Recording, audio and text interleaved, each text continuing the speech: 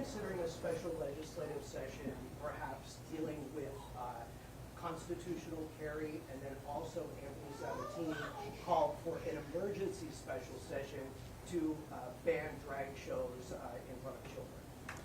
Yes. Well, I think on the latter, I've asked my folks to look. I mean, we have child protective statutes on the books. We have laws against child endangerment, and I think this came out of you. You had this Dallas, Texas. You had these very young kids.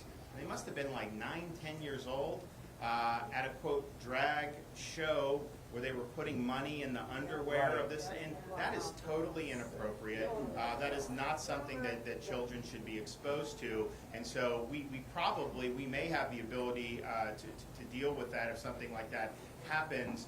There's also very graphic language in that thing, and people got a lot of video and a lot of stuff from it, and I think that was really, really disturbing. And like, look, we want to have our kids be kids, okay? They want to have normal environment.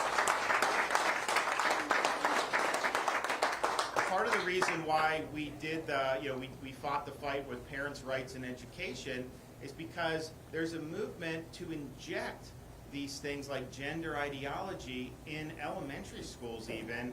And my view is our schools need to be teaching these kids to read and write and add and subtract and do the things what it's supposed to be done in school. Injecting these agendas into it is wrong, and that's why we did the Parents' Rights in Education bill. But when you see those images, Texas isn't exactly known to be San Francisco. I mean, it's a relatively conservative state culturally, and to see that was not something that was. So we do have some also. We're going to look to see what could be done under existing statutes. But I do think targeting these kids with all this stuff, it used to be kids would be off limits. It used to be everybody agreed with that, and now it just seems like there's a concerted effort to be exposing kids more and more to things that are not age appropriate. And I think our state in Florida, we need to be a family-friendly state. We need to be a good state for people to be able to raise a family,